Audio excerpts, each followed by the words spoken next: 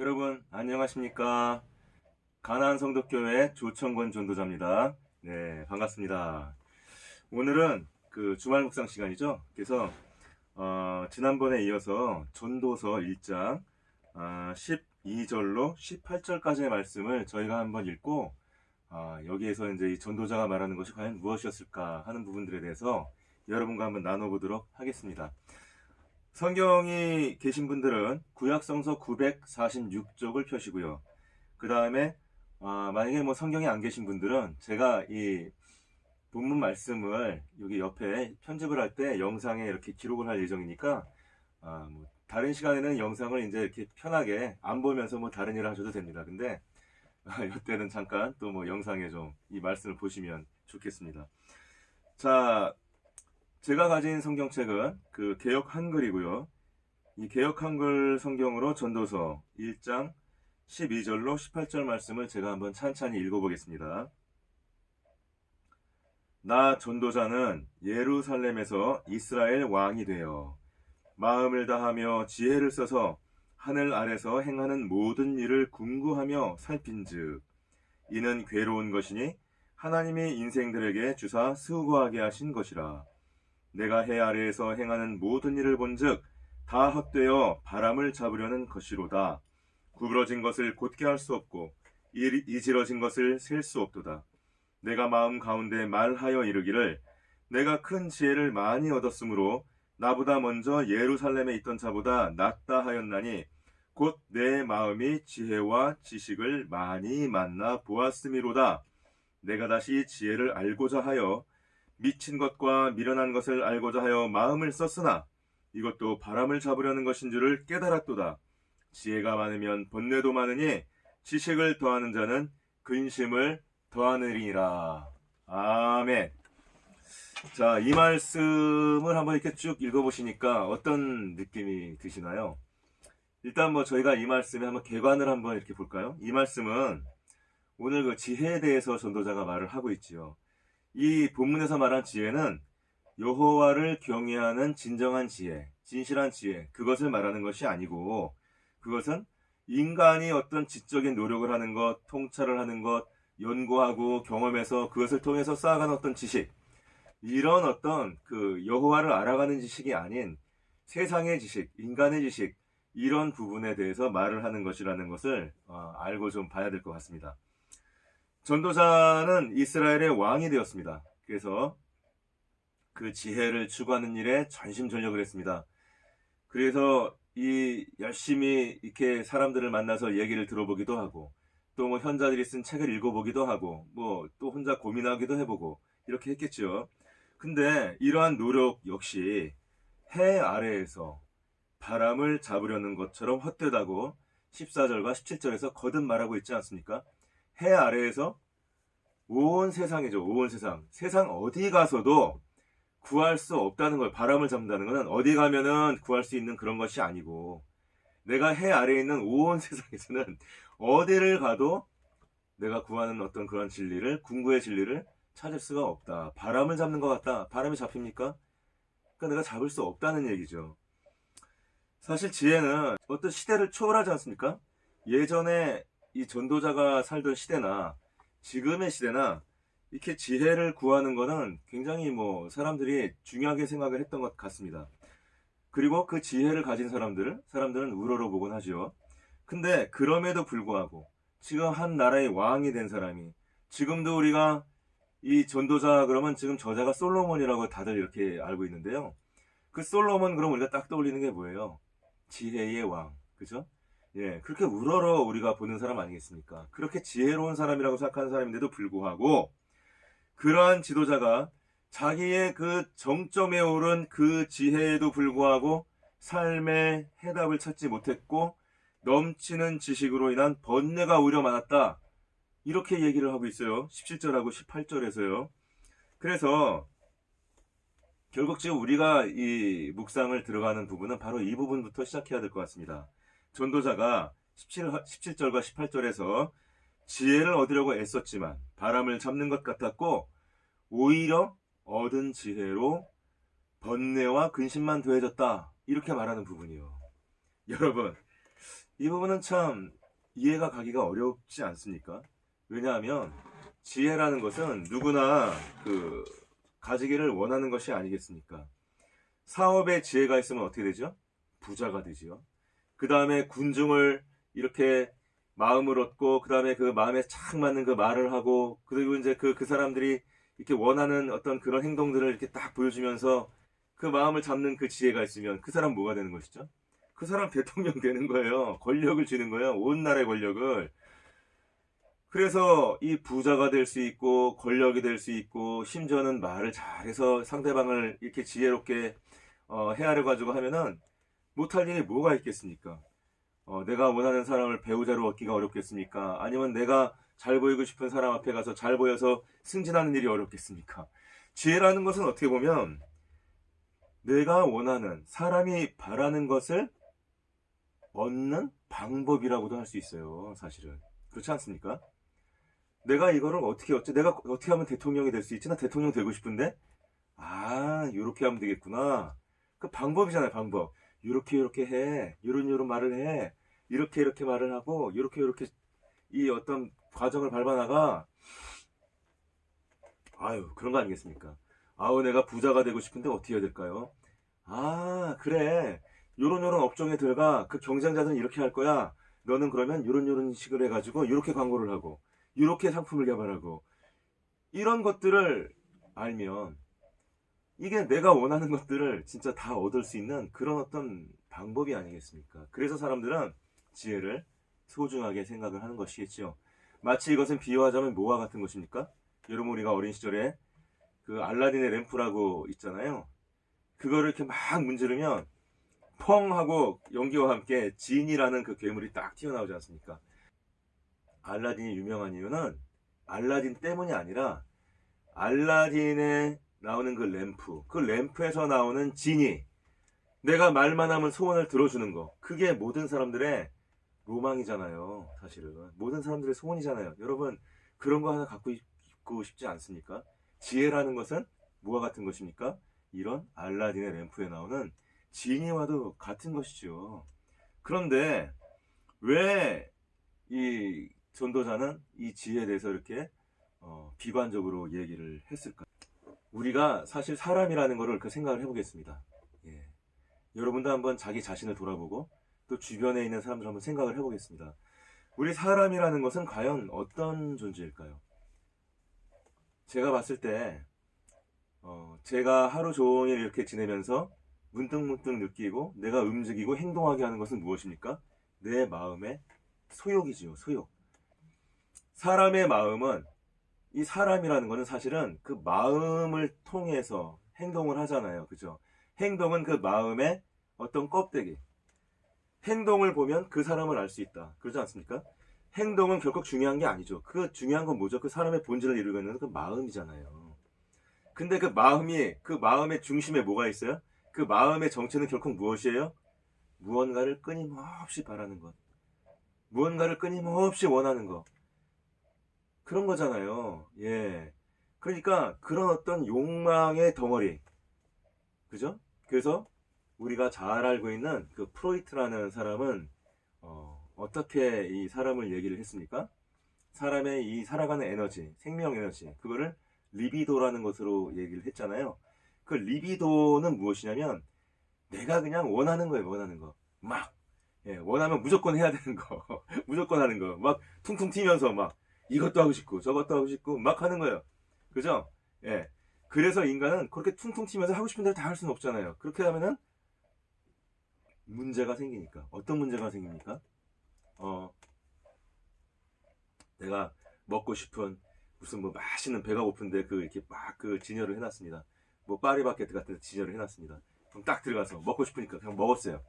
먹으면 돈이 없어. 근데 그럼 그 다음에 그 먹고 싶은 거를 채운 그 어떤 그 욕망의 충족보다 거기서부터 벌어지는 그 수많은 모욕과 그 어떤 그 창피와 그 다음에 어쩌면 그 경찰이 와가지고 돈은 돈대로 또 벌금 물어낼지도 모르고 이런 어떤 불균형한 어떤 새로운 어떤 그 불쾌가 생기지 않습니까? 내가 끊임없이 욕망을 바란다는 것은 내가 끊임없이 불쾌함을 피한다는 거라고도 말할 수 있잖아요, 사실. 그죠? 예. 그러니까 조그만 욕망, 즉 내가 지금 어떻게 보면 조그만 불만족, 조그만 불쾌감, 배가 고프다는 그 조그만 불쾌감을 지금 당장 충족시키기 위해서, 없애기 위해서 더 큰 불쾌감을 만들면 손해잖아요. 예. 그래서 그런 거를 생각해서 이렇게 딱딱딱딱 조절을 하고 적당하게 이익이 될 때만 행동을 하게 만드는 그 이성이라는 게 있지 않습니까? 프로이트는 이렇게 사람의 마음속은 이런 그 리비도라는 것과 그 다음에 이성이라는 것이 계속 엎치락뒤치락 이렇게 하면서 이렇게 어떤 균형을 이루고 있다고 생각을 했습니다. 근데 거기서 끝나는 게 아니죠. 이것은 순간순간 벌어지는 일이잖아요. 순간순간. 그게 인간의 모든 건 아니지 않습니까? 그래서 또 하나가 뭐예요? 인간의 어떤 이상.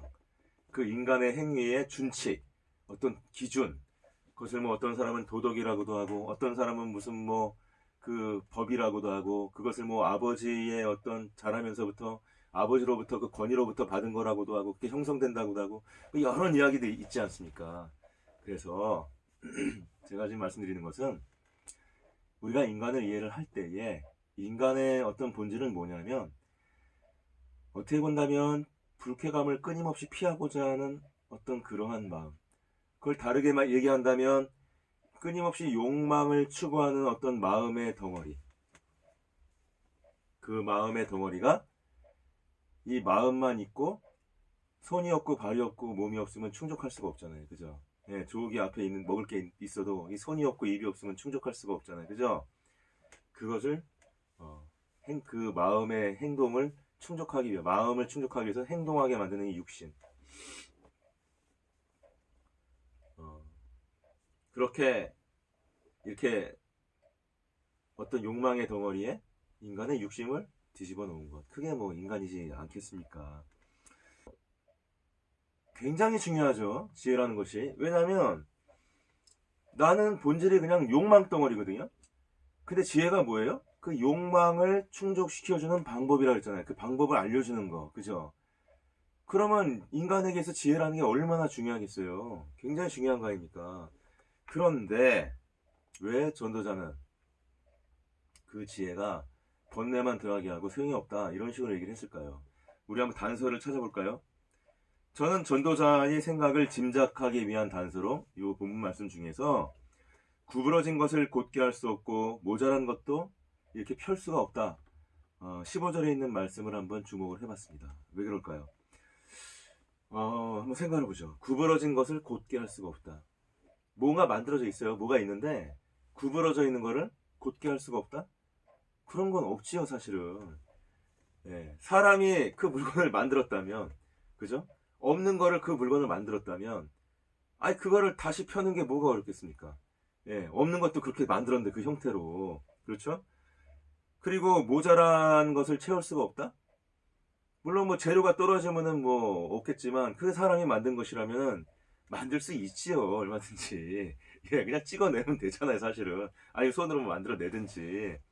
근데 구부러진 것을 곧게 할 수가 없고 모자란 것도 셀 수가 없다. 그러면 이거는 뭔가 인간이 만든 그런 거는 아니라는 생각이 들죠. 인간이 만들지 않은 거, 인간이 창조하지 않은 게 무엇일까요? 오히려 그 안에 인간이 그 일부로서 들어있는 거, 그것이 바로 자연이지요. 이 말은 마치 어떻게 본다면 우리가 흔히 하는 말로 강은 강이요 하늘은 하늘이다, 산은 산이요 강은 강이다, 뭐 이런 말이 떠오르지 않습니까? 결국 우리가 어떻게 할 수 없는 거, 우리가 인생을 살아가면서 그건 뭐예요? 네 키를 한 자나 더 할 수 있겠느냐 이렇게 말하잖아요, 성경에서도. 뭘 얘기하는 겁니까? 우리가 만들지 않은 이 자연, 이 자연의 어떤 그 내용들, 그 자연의 존재, 이런 걸 말하는 것이 아니겠습니까? 그래서 인간은 자연을 의지하지 않고는 살 수가 없죠. 자연이 없다면 이 환경이 없는 거 아닙니까? 우리 우주 가서 살 수 있나요? 지구에 그 어떤 자연이 있기 때문에 숨을 쉬고 그 다음에 곡식과 양식을 거기서 얻어들이고 우리가 뭐 먹는 뭐 고기도 다 그 자연 속에서 살아가면서 키워갖고 우리가 잡아먹는 거잖아요. 그죠? 결국 인간은 어떻게 노력을 해왔습니까? 이제까지? 내가 얻고자 하는 것들이 양식이 됐건 햇볕이 됐건 건강이 됐건 무슨 쾌적함이 됐건 뭐가 됐건 이게 다 자연에 있구나. 더 중요한 건 뭐예요? 나에게 불쾌감을 일으키는 것들. 그냥 뭐 곡식을 이렇게 재배를 해야 되는데 비가 오지 않습니다. 날씨가, 그리고 나는 지금 막 옷을 뭐 얇게 입고 있는데 엄청나게 추워집니다. 그리고 막 내가 이렇게 뭐 집을 짓고 이렇게 가고 있는데 막 우랑탕탕 하면서 산사태가 일어나가지고 그걸 막 또 엎어버리고, 배를 타고 가는데 파도가 일어나가지고 그냥 이게 배를 막 삼켜버리고. 얼마나 자연이 그 위력이 있습니까? 인간이 그 앞에서 얼마나 연약합니까? 그래서 인간은 그 자연을 주목을 했죠. 그리고 인간의 지혜라는 것은 자기가 욕망하는 것을 채워줄 수 있는 그 방법, 그것이기 때문에 인간이 자연을 바라보면서 어떻게 하면 자연이 그 질서를 인간의 질서로 바꿔갈 수 있을까? 어떻게 하면 자연 환경 속에 종속되어 있는 인간의 삶을 인간이 스스로 만든 세계에 그 환경 안에서 살아갈 수 있게, 인간이 만든, 고르면 펼 수 있고 모자라면 채울 수 있는, 조절할 수 있는, 내가 조정할 수 있는 그 환경으로 바꿔갈 수 있을까? 이제까지 계속 그런 노력을 해왔던 것이잖아요. 이러한 노력을 우리는 무엇이라고 부릅니까? 그게 바로 진보라고 부르는 거예요. 진보. 뭐라고 말해요? 더 쉽게 얘기해 볼까요? 과학의 진보. 그렇잖아요. 맞죠? 기술의 진보. 맞지 않아요? 그렇죠? 예. 그래서 뭐 과학의 진보라든지 기술의 진보라는 것을 통해서 인간은 어떻게 됐어요? 자연의 어떤 부분들을 일정 부분 극복을 했어요. 그 위험을 극복을 하고 그 불쾌감을 극복을 했습니다. 그래서 어떻게 됐습니까? 인간을 위협하는 수많은 짐승들이 있었습니다. 얘네를 막 잡아먹혔어요. 조선시대만 해도 호랑이가 나타나면 잡아먹혔어요, 그냥. 예. 미국 같은 나라도 초기에 그 서부 개척할 때 곰이 막 나타나더라고, 영화를 보니까. 그 곰이 나타나니까 그냥 죽어요, 그냥 잡아먹혀요. 예. 불과 몇백 년 전까지만 해도 그랬다니까요. 200년 전까지만 해도. 근데 지금 어떻게 됐습니까? 어린아이도 호랑이나 곰을 잡을 수가 있잖아요. 예? 강력한 그 무기를 써가지고. 예? 인간의 어떤 기술과 과학을 통해서 자연의 위협, 비가 안 와요? 댐을 만들었잖아요, 댐을. 그래갖고 물을 이렇게 딱 저장을 했다가 비가 안 오면 딱 흘러내고. 그죠? 뭐 이렇게 하지 않습니까? 비가 너무 많으면 또 물이 너무 넘치지 않도록 또 잡아가지고. 이런 어떤 이 기술과 과학의 진보를 통해서 인간에게 주는 그 불쾌함을 점점 작게 만들고, 그 다음에 인간이 그 추구하는 어떤 만족, 욕망의 충족을 점점 확대시키는, 이것을 우리는 진보라고 말하고, 한때는 그것을 진보하게 만드는 그것을 이성, 합리성, 그죠? 이런 것들이 인간의 최고의 희망이다.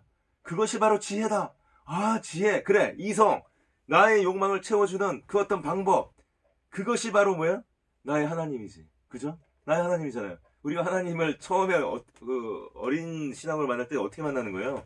하나님 아버지, 내가 원하는 것을 들어주십시오. 하나님 아버지, 내가 지금 위험에 처해 있는데 나를 보호해 주십시오. 이렇게 되는 거잖아요. 근데 이제는 뭐예요? 이성을 통해서 그것을 다 해결할 수 있다면, 그래서 많은 사람들은 이제는 그 이성을, 어떻게 본다면 옛날에 그 하나님의 위치에 이성을 이렇게 딱 갖다 놓고, 그죠? 사실 이거는 그냥 하는 말이 아니라 수많은 위대한 철학가들과 위대한 사상가들이 다 이렇게 해왔고, 지금 이 시대에 들어와서는, 현대에 들어와서는 이것이 바로 주류적인 어떤 생각이 되고 있지요. 예. 근데 우리는 이제 이런 생각도 해봐야 됩니다. 우리가 진보를 했고, 그 다음에 어떤 그 자연의 질서를 갖다가 이렇게 나름대로는 어떻게 보면 정복을 한 것 같은데, 왜 아직도 우리는 자연을 두려워하죠? 요즘 한창 중국의 우한 폐렴이라는 게 막 이렇게 발병을 했잖아요. 지금 난리가 났지 않습니까? 난리가, 여러분. 제가 뭐 더 이상 말을 할 필요가 없잖아요, 지금. 인간은 굉장히 어떻게 보면 취약해요. 뭐 하나만 딱 터뜨리면 자연이 가만히 있지 않고 꼼짝을 못해. 무슨 지진이 나거나 무슨 뭐 재해가 닥치면 미국 같은 나라에서도 뭐 홍수가 나고 무슨 재해가 닥치면 꼼짝을 못 하지 않습니까? 자연이 스스로의 질서를, 예상할 수 있는 질서를 지켜줄 때는 상관이 없지만, 거기서 조금 벗어나기 시작하면 인간이 전혀 대처를 할 수가 없는, 너무나 연약한. 그 다음에 더 중요한 것은 무엇입니까? 우리 자신을 먼저 보십시오. 우리는 늙고 병들고 죽지 않습니까? 우리는 질병에 걸리지 않습니까? 여러분, 그것이 바로 자연의 질서잖아요. 그게 자연의 질서예요. 생명체가 태어나는 거 자연의 질서죠. 그것이 늙고 병 들어가는 거, 그리고 소멸해 가는 거, 죽어가는 거, 자연의 질서죠. 우리가 그 죽음을 지금 극복했습니까? 우리가 어떤 그 질병을 옛날에 전염병이 올왔던 거는 정복을 했습니다. 항생제를 쓰고 어떤 그런 위생에 대한 청결함에 대한 어떤 그런 의학적인 지식을 통해서 그런 것들은 옛날에 유행했던 그런 무슨 뭐 콜레라니 이질이니 또는 뭐 이런 것들에 대한 위험은 많이 줄어들었어요. 하지만 그때는 없었던 예상하지 않았던 새로운 질병들이 막 나오고 있지 않습니까? 그죠? 그거는 뭐 어떻게 되는 것입니까, 그러면? 자, 그래서 인간이 조금은 자연의 위협을, 당면한 위협을 좀 극복하고 사는 것 같지만, 그럼에도 불구하고 인간이 자연의 질서에 종속되어 있는 것은 어쩔 수가 없는 것이고, 우리가 그렇게 자랑스럽게 내세웠던 진보, 그것이 어느 때 큰 타격을 받았습니까? 그 진보를 통해서, 그 어떤 이성에 대한 신뢰를 통해서 모든 것을 물질로 바라보고 모든 것을 그 욕망에 충족을 하기 위한 이제 그 거침없는, 이젠 도덕이고 뭐가 없는 거죠. 그냥 거침없이 힘만 있으면 되는 거예요. 이게 충돌한 게 뭐예요? 발생한 게 1차 세계대전, 2차 세계대전. 그때 얼마나 수많은 사람들이 비참하게 고통당하며 죽어갔습니까? 그리고 얼마나 많은 신무기가, 얼마나 많은 어떤 그런 그 사람을 죽이기 위한 과학의 진보가 두드러지게 발전을 했습니까? 지금 이 순간에도 우리 한국 사람들이 가장 사실은 잠재적으로 불안해하고 이게 고통스러워하는 게 뭐죠, 사실은? 북한의 핵무기예요. 북한의 핵무기. 우리는 이제는 뭐 미국이 도와주지 않으면 북한하고 단둘이만 붙으면 우리가 지지 않습니까? 싸워볼 수가 없다 그러잖아요. 싸울 수도 없대요. 그냥 저거는 뭐 싸워봤자 소용없는 얘기 때문에 바로 그냥 항복해야 된다는 겁니다. 예? 그런 어떤 두려움이 있지 않습니까? 예, 그게 뭐의 결과예요? 과학의 진보의 결과죠. 옛날에 뭐 그런 말을 많이 했잖아요. 세상에 있는 핵무기가 터지면 지구가 몇 번을 갖다가 이렇게 해체가 됐다가, 그럼 뭐 해체가 된다는 얘기는 인류가 멸망한다는 얘기죠. 우린 지금 거기까지 와 있는 거예요. 그것이 우리가 바라는 진보였나요? 그것이 우리가 바라는 어떤 우리의 그 불쾌감을 없애는 것이었나요? 그래서 이 진보는 어떻게 보면 굉장히 좋은 것 같은데, 이성이라는 건 굉장히 좋은 것 같은데, 지혜라는 건 굉장히 좋은 것 같은데 왜 이렇게 됐지? 여러분 왜 그렇게 됐다고 생각하십니까? 왜? 저는요 이렇게 생각해요. 아까 제가 말씀드릴 때 인간이라는 것은 욕망 덩어리에 육신을 씌워놓은 것이다. 근데 그 욕망 덩어리에 그거를 제어하는 이성이 있다고 했죠. 근데 그 이성은요, 어떻게 본다면 이 욕망만큼이나 이 이성의 역할을 갖다가 이렇게 뒷받침해주는 그 어떤 도덕관념, 그죠? 법, 뭐 이런 것들이 있지만, 이 도덕이나 법은 사실은 엄밀하게 따지면 이 욕망이 가장 효율적으로 욕망을 달성할 수 있도록 해주는 것이지, 이게 반대가 아니에요. 예, 동일한 힘으로 동일하게 팽팽하게 있는 것이 아니라, 그렇죠? 어떻게 보면 종속적으로 이 욕망을 도와주고 있는 거예요. 지금 이게 사실은 더 지속적으로 더 효율적으로 욕망을 충족하게 하기 위해서, 이런 것들을 우리가 그 경영학에서 기업을 경영할 때 뭐라고 불러요? going concern. 계속적으로 내가 지속하는 어떤 그런 이익을 끊임없이 내 창출할 수 있는 거, 내가 유지될 수 있는 거, 내 생명이 계속 지속될 수 있는 거, 가능하면 가장 쾌적한 상태로. 그렇지 않습니까? 그렇다면 뭐가 인간의 본질이에요? 이성의 본질입니까? 여러분들 이성의 본질이라고 생각하세요? 저는 그거 아닌 것 같아요. 왜요? 우리가 이성적으로 행동합니까? 아니잖아요. 우린 감정적인 존재예요. 감정적인 존재. 감정이 일단 우선이 되고, 이성은 그 어떤 욕망을 채우기 위한 어떤 그런 방법, 합리적인 방법, 그렇죠? 더 많은 욕망을 채우기 위한 어떤 그 효율적인 방법, 뭐 그런 거에 어떻게 보면 종살이 하고 있는 거죠. 이성이라는 게 누가 그 추동력을 갖고 있고 인생을, 누가 그 마음을 지배하고 있고 핵심을 이루고 있는 것입니까? 바로 욕망이죠, 사실은. 근데 욕망의 특징은 뭐예요? 아까도 제가 말했지만 이리 충돌, 저리 충돌. 할 수만 있다면, 내가 손해가 나지 않는다면 인간은 뭐든지 할 수 있을 겁니다. 옛날에 히틀러가 어떻게 했습니까? 얼마나 많은 사람을 죽였어요. 예? 자기가 내가 이렇게 해도 벌을 받지 않아. 내가 어떤 반대적인 어떤 그 불쾌감이 없어. 내가 이렇게 하고 싶은 거 해도 끊임없이 할 거야, 아마 끊임없이. 다른 사람이 어떻게 되건 말건. 예. 다른 사람이 뭐, 이렇게 그 사람을 감정을 돌아보고 하는 것도 그 사람이 나랑 해도 어느 정도 대등해서 관계라는 게 내가 얻을 걸 얻으려면 뭔가 줘야 될 때 그게 의미가 있는 것이지. 옛날에 그 노예 같은 거 보세요. 그걸 생각이나 합니까? 아, 노예가 뭐 어떻게 생각할까? 누가 그걸 고려합니까? 아, 노예가 뭐, 인간은 그런 존재입니다. 그런 존재예요, 사실은. 예. 그래서 은혜가 없이는 인간이 결코 만족할 수 없다고 얘기하는 것이고, 하나님의 법이 없이는, 하나님의 어떤 그 다스림이 없이는 결코 인간이 그 삶을 제대로 살아갈 수가 없다고 얘기를 하는 것이에요. 근데 우리가 지금 하고 싶은 얘기는 뭐냐면, 자, 인간이 그 욕망의 덩어리라면 욕망의 특징이 뭐라고요? 이리 충돌, 저리 충돌, 그리고 끝이 없이 나가는 거예요. 끝이 없이. 그거를 저는 한마디로 뭐라고 부르고 싶어요? 무질서함, 무질서함. 질서가 없어요. 여러분, 욕망에 질서가 있습니까? 욕망에 질서가 있어요? 한번 생각해보세요, 여러분들. 이거 하고 있다가, 공부하고 있다가도 순식간에 떠오르죠. 뭐 하고 싶은데? 뭐 하고 싶은데? 때로는 그게 어떤 육신의 소욕일 수도 있고, 그죠? 뭐 배가 고프다든지, 어떤 뭐 음욕이 막 일어난다든지, 그죠? 아니면은 무슨 뭐 좋은 음악을 듣고 싶다든지, 뭐 좀 몸이 피곤하니까 좀 이렇게 풀어주고 싶다든지, 아니면 갑자기 뭐 자기한테 욕한 그 사람이 생각이 나고 막 분이 날 수도 있고 그렇잖아요. 순식간에. 예, 욕망은 질서가 없습니다. 욕망은 좌충우돌이에요. 리비드의 특징이에요, 그게. 예, 과학적으로도 그렇게 얘기를 하지 않습니까? 프로이트가. 자, 그래서 인간의 욕망이 무질서하다면 인간의 본질이 무질서한 것이고, 그리고 인간의 그 욕망을 충족시키기 위한 지혜라는 것도 수많은 지혜가 있겠죠. 사실은 수많은 이성이 있겠죠, 이 세상에는. 그렇지만 인간이 그 중에 뭐를 갖고 오는 거예요? 나에게 필요한 거 갖고 오는 거잖아요. 내 욕망을 서포트 해줄 수 있는 것. 그렇죠? 내 욕망을 더 잘 충족시켜 줄 수 있고 효율적으로, 또는 더 많이. 그렇지 않습니까? 그런 것만 갖고 와서 골라서 갖고 오는 거잖아요. 골라서. 그렇다면 이 갖고 오는 그 이성도 이성 전체만 딱 떨어뜨려 놓고 본다면 어쩌면 그건 굉장히 사실적이고, 그 다음에 아주 그 경험 가능한 것이고 입증이 가능한 것이고 굉장히 논리적인 것이겠지만, 그걸 쪼개갖고 내가 필요한 것만 막 가져왔어요. 그래갖고 내 어떤 그 무질서의 그 어떤 그 욕망의 덩어리에 얼기설기 붙여놨어요. 그걸 이성이래. 그리고 그게 뭐예요, 그러면? 그 이성도 부질서해지는, 무질서.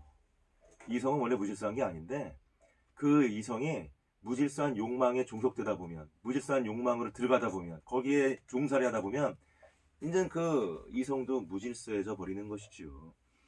그 이성의 어떤 흐름, 그 이성의 어떤 과정, 이것이 만약에 진보라고 한다면 그 인간이 만든 진보의 특징이 무엇이겠습니까? 무질서함입니다. 무질서함. 그 무질서함은 뭐예요? 내가 반대로 어떤 피해를 당하지 않는 이상 끊임없이 내 욕망의 최대한의 욕망의 충족을 나는 추구한다. 그렇죠? 네. 내가 힘이 있다면 다른 사람 신경 쓰지 않는다. 내가 가장 중요하다. 예, 다른 사람은 없는 거나 마찬가지예요. 내 세계에서는. 예, 내가 바라본 세계, 내가 생각한 그 세계만 나한테 있는 거죠. 지금 이 순간에도 우리 지구 반대편은 미국에 누군가 살고 있고 뭔가 삶을 누리고 있지만 우리의 세계에 상관은 없는 것이에요. 없는 거. 일반 사람들이 생각할 때는.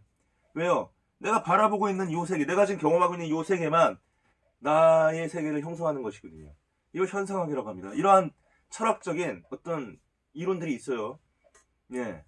그 실존이라고도 하고. 그렇죠? 그런 거에 눈을 뜨는 것이에요. 사람들은 그래서 그렇게 지금 살고 있는 것입니다. 자, 그래서 우리가 진보라는 측면을 생각할 때, 이성이라는 측면을 생각할 때에 그것은 사실 우리가 얼핏 생각했던 그런 것이 아니고 인간과 관련돼서 들어올 때는, 그리고 인간의 그 욕망, 인간의 본질의 욕망이라는 것을 생각했을 때에 과연 그 진보와 그 이성에 우리가 바라는 모든 것들을 충족시켜줄 수 있고, 그리고 우리가 진정 진보라고 말하는 것을 이루어질 수가 있고, 그리고 우리가 점점 예전보다는 나아지고 있다고 말을 할 수가 있는 것일까? 이런 생각을 하지 않습니까? 17절 18절 다시 한번 볼게요. 내가 다시 지혜를 알고자 하여 미친 것과 미련한 것을 알고자 하여 마음을 썼으나 이것도 바람을 잡으려는 것인 줄을 깨달았다. 깨달았습니다. 깨달았다는 것이. 지혜가 많으면 번뇌도 많으니 지식을 더하는 자는 근심을 더하느니라. 뭐예요? 끝이 없다는 거예요. 끝이 없다. 예. 인간의 욕망이 끝이 없기 때문에 그 욕망을 채우기 위한 지혜는 끝이 없어야 되죠. 그죠? 근데 지혜가 무한하게 그렇게 적용이 되고 무한하게 정말 모든 면에 다 해당이 되는, 모든 걸 다 충족할 수 있는, 너도 좋고 나도 좋고 가난한 사람도 좋고 부자도 좋고, 그죠?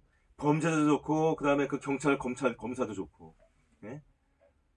북한도 좋고 남한도 좋고 김정은도 좋고 우리 나라 사람들도 좋고, 이런 무한히 다 충족시켜줄 수 있는 지혜라는 게 있습니까?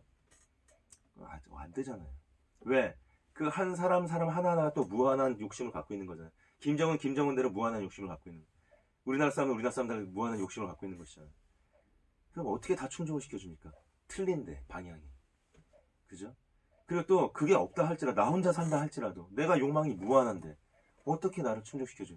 끊임없이 그 지혜는 끊임없이 더 필요한 것이죠.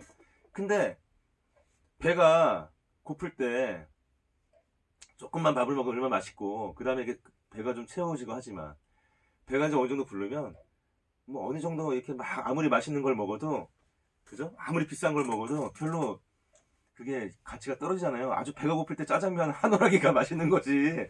배가 무지하게 부른데 거기 무슨 뭐 호텔 뷔페 가면 무슨 소용이 있어요. 그게 지식도 마찬가지라는 거예요. 지식도 인간의 욕망을 지식이 따라가는데, 그 따라가는 그 단위가 올라가면 올라갈수록 너무 힘들어요.